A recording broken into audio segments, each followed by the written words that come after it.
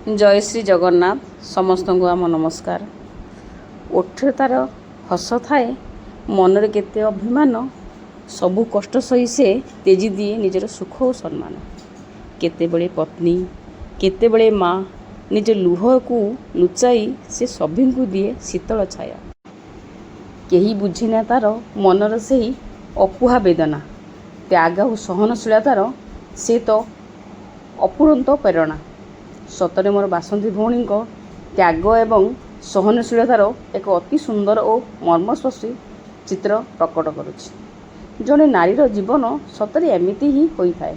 से निजर प्रियजनों मनर अभिमान भी रखे आउ समस्त खुशी पाई हसी हसी सब कष्ट भी सही जाए। आज आमे आसी पहुँची आमर कलिंग बिहार पाखरे थिबा पुलस्तार बस्ती सेठी भौणींकर दुख देखी भारी मर्माहत।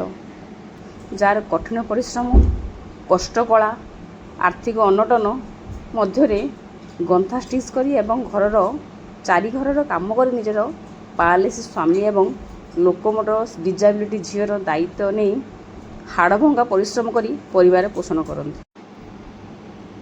आज आम सांगरे मैनकाइंड ग्रुपर अंशिता महांती एवं मोर अति प्रिय बड़ अपा मिता महांती अपा पेशारे से गोटे एडवोकेट योगा टीचर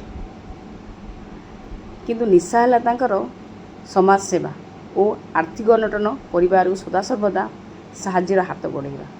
आम भाई कामराजी साहू पारालिसिस पेसेंट आउ तांकर गोटे जो मधुबाबू पेंशन प्लान द्वारा केमती गोटे पेंशन टी हम एवं गोटे व्हीलचेयर व्यवस्था आम करूँ आगु को आउ तापरे झीओटी क्लास 8 पाठ पढ़ला पाठ बंद हो जाइए पुणी सी केमती स्कूल जीव से भली व्यवस्था करने आम महिला कल्याण समितिर भौणी माने तत्पर हुई सबु काम करूँ बोली आशा रखीचु।